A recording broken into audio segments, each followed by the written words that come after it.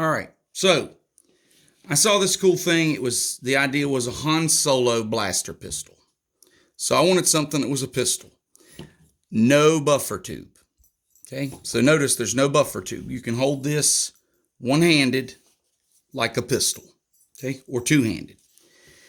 The one I saw was in 300 blackout. I thought it was really cool, but I wanted something bigger. So this is a bolt action 450 Bushmaster pistol. So it operates with this bolt handle. So to start with, let's open our bolt. Let's drop our mag. This is a standard 10-round mag with a 450 Bushmaster follower. That makes it a 4-round 450 Bushmaster mag. 450, okay, 4 rounds. You know, every AR-15 build, you've got the lower and your upper. Let's start with the lower. The lower is literally a standard lower. I'm going to knock the pin out real quick. It's pretty tight, so I'm going to take a brass punch, knock the pin out. And it's pretty tight. Open this bad boy up, okay? Okay?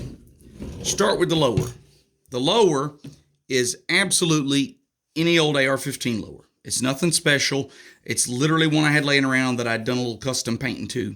The only thing special about the lower is this little aluminum plug. Now, Brownell sells this part, and it's steel, and it's prettier than mine, but I just had a piece of aluminum rod laying around, and I threaded it to match a buffer tube. So it's the same threads as a buffer tube, and just cut it off flat. So there's no buffer system, there's no spring, there's nothing like that, just a flat back. The one Brownell sells actually has the sling mount in the plug. So you could use that, but I'm cheap and had this laying around. And let me show you the inside. So if you look at the inside here, you'll see where we've milled out that aluminum plug, and that recess is where the bolt goes when you run the bolt. Okay, so that's the lower, standard lower. The upper is where we had to do all the work. So I'm going to take this thing apart a little bit and explain kind of what, why, when, where, and how. So start with, I'm going to take the bolt handle out and kind of run you through what I did and how I made this thing.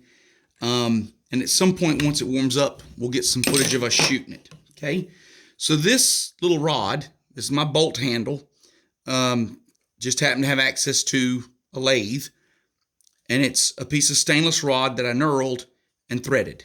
Okay, so threaded at 1/4-28. And the bolt, if it'll come out, I may have to thread the handle in to get it to come out because I put it in lockup. There we go. Okay. Here's your bolt carrier group. And if you've ever seen an AR-15 bolt carrier group, it's supposed to be about that long. And I literally cut the back half off just behind the firing pin. So this is your hammer channel here. I cut all that back end of the bolt carrier off. The bolt is a 450 Bushmaster bolt, and it still needs to be there and be intact. But you cut the back half of the bolt carrier group off. And the reason you do that is because in recoil, the back half of the bolt carrier group would go into the buffer. Well, I have to shorten this because there's no buffer tube. And so when I run the bolt all the way back, this guy stops right here against that aluminum plug. Okay, so this guy stops here. And when I run the bolt, you'll hear the back of the bolt carrier group hit this aluminum plug. Okay, so had to cut this off, just cut that with an angle grinder. Did drill and tap this 1/4-28, and then used a die to thread this 1/4-28. And then I filed this down because when you thread this in, you've got to make sure, take the bolt out, look through the channel. When you bottom this out, it cannot stick into this channel or it'll bind your bolt up. So that's the big thing there, is you file that down until it doesn't interfere. This was a stripped upper. And if you look at it, you'll notice something weird, which is there's this giant slot cut in the side. Again, put this on an end mill, took a mill bit and just cut all the way down. That's a 3/8 channel.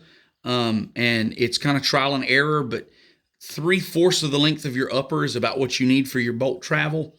Cut my bolt travel slot. No charging handle. No forward assist. No dust cover. Didn't want anything like that. Don't need anything like that. So that was my upper.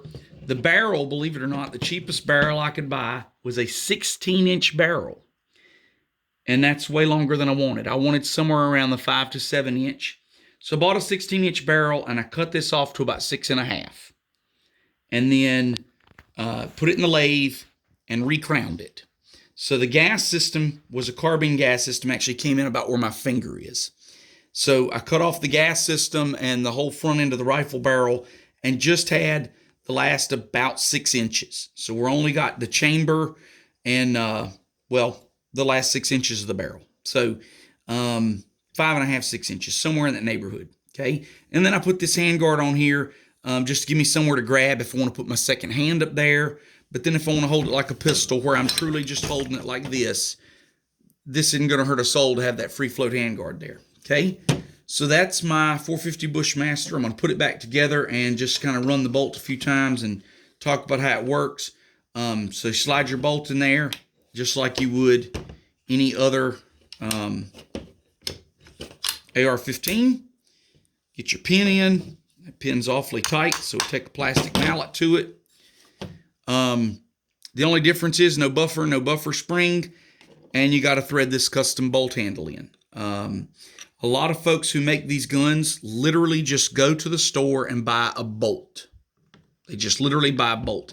I didn't really want a bolt. I wanted a nice smooth handle, and so I threaded this rod, and then I milled flats for a 5/16 wrench so that I could get it nice and tight.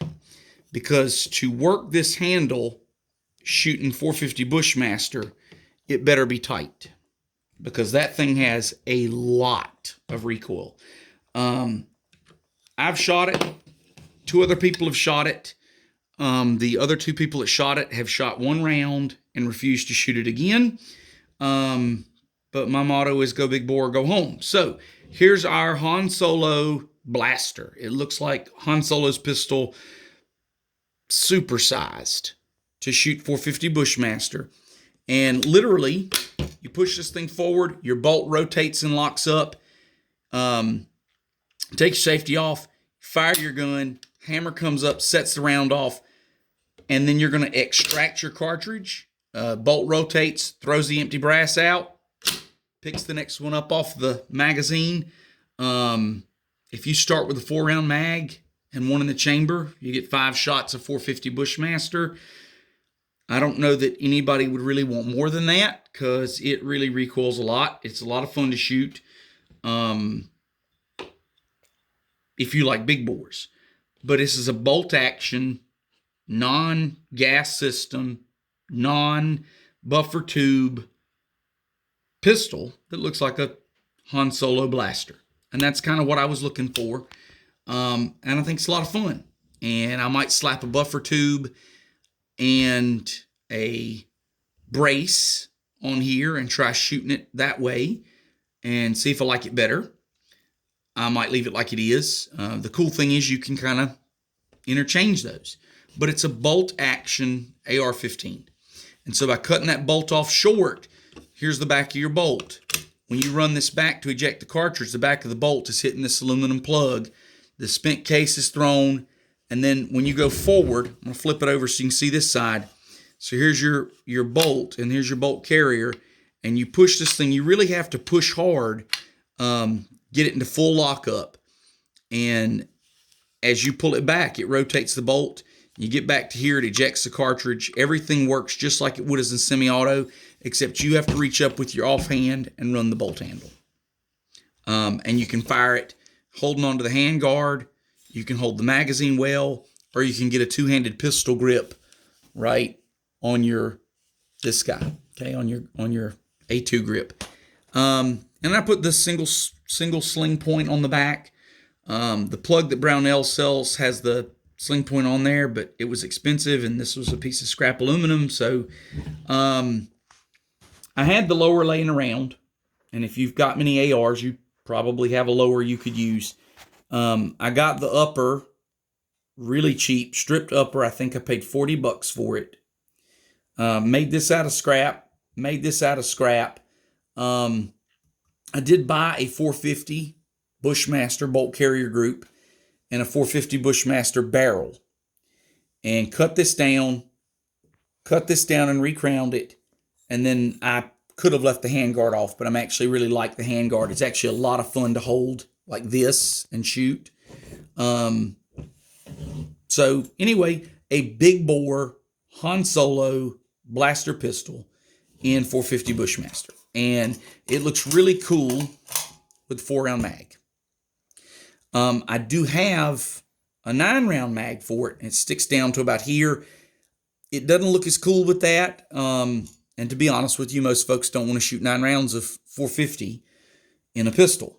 The one person that shot this after me owns a 500 Smith & Wesson, and he said that he would rather shoot an entire box, 20 rounds of 500, than one more round of this. So I don't know if he's exaggerating a little, but that's what he said. I don't think it's quite that bad, but it definitely has a lot of recoil.